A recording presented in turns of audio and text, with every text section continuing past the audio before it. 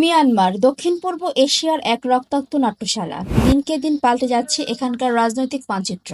আর এই পরিবর্তনের কেন্দ্রে রয়েছে এক ভয়ঙ্কর নাম, আরাকান আর্মি। বাংলাদেশ ও ভারতের সীমান্তবর্তী মিয়ানমারের রাখাইন প্রদেশ এখন রণক্ষেত্র। জান্তা সরকারের বিরুদ্ধে একের পর এক এলাকা দখল করে নিচ্ছে বিদ্রোহী গোষ্ঠী আরাকান আর্মি। শক্তিশালী সেনাবাহিনী পর্যন্ত হার মানছে তাদের কাছে। কিন্তু প্রশ্ন হলো, এই আরাকান আর্মি আসলে কারা, কোথা থেকে এলো তারা, কিভাবে এত শক্তিশালী হয়ে উঠল? জানতে হলে আমাদের ফিরে তাকাতে হবে কয়েক শত বছর আগে। আসলে রাখাইন ছিল একসময় স্বাধীন আরাকান রাজ্য। 1784 সালে বার্মা এটি দখল করে নেয়। পরে ব্রিটিশদের হাতে চলে যায়। 1948 সালে মিয়ানমার স্বাধীনতা লাভের পর রাখাইন বা আরাকান হয় নতুন ফেডারেল প্রজাতন্ত্রের একটি অংশ, যার ভাগ্যে জোটে কেবল লুটপাট আর শোষণ।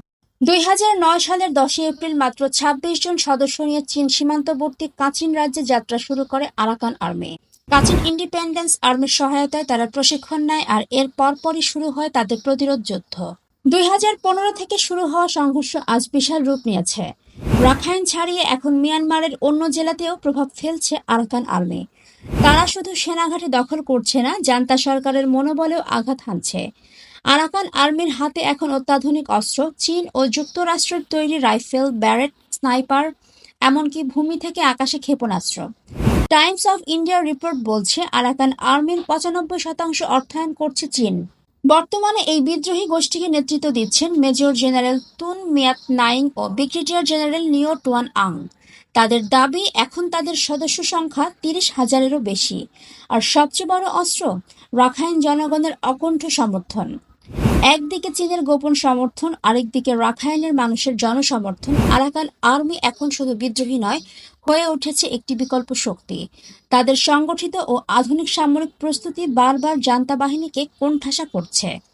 রাখাইনের স্বাধীনতার স্বপ্ন আবারও মাথা তুলে দাঁড়াচ্ছে। কিন্তু বিপদও রয়েছে। যদি এই সংঘাত আরও দীর্ঘস্থায়ী হয়, তবে মানবিক বিপর্যয় বাড়বে। রোহিঙ্গা সংকটের মতো আরও নতুন শরণার্থী সংকট তৈরি হতে পারে বাংলাদেশ ও ভারতের সীমান্তে। প্রসঙ্গত, রাখাইন অঞ্চল থেকে প্রায় 10 লাখ রোহিঙ্গা বাংলাদেশে পালিয়ে এসেছে আরও 8 বছর আগে। 2024 সালের শুরুর দিক পর্যন্ত আরাকান আর্মির মনোভাব রোহিঙ্গাদের ফেরত নেবার অনুকূলে থাকলেও 2025 সালে এসে আরাকান আর্মি রোহিঙ্গা বিষয়ে বাংলাদেশের সঙ্গে আলোচনায় বসতে রাজি নয়। বরং রাখাইনে রয়ে যাওয়া রোহিঙ্গারা এখন তাদের হাতে নির্যাতনের শিকার হচ্ছে। মনে রাখতে হবে, আরাকান আর্মি সেই দল যারা রোহিঙ্গা মুক্ত আরাকান চায়। রোহিঙ্গা সংকট যতটা না আরাকানের সমস্যা, তার চেয়ে বেশি এটি বাংলাদেশের সমস্যা। বলা বাহুল্য, আন্তর্জাতিক শক্তিগুলোর স্বার্থ জড়িয়ে যেতে পারে এই যুদ্ধভূমিতে। চীন, যুক্তরাষ্ট্র, এমনকি রাশিয়াও হতে পারে পরোক্ষ খেলোয়াড়।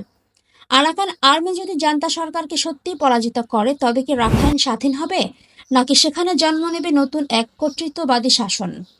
উত্তরটা এখনই বলা কঠিন, কিন্তু একটা বিষয় নিশ্চিত, মিয়ানমারের মানচিত্র বদলে যেতে পারে আগামী কয়েক মাসেই। এই পরিস্থিতিতে প্রশ্ন একটাই, শেষ পর্যন্ত কি জান্তা সরকার টিকতে পারবে, নাকি রাখাইন হয়ে উঠবে আবারও স্বাধীন আরাকান?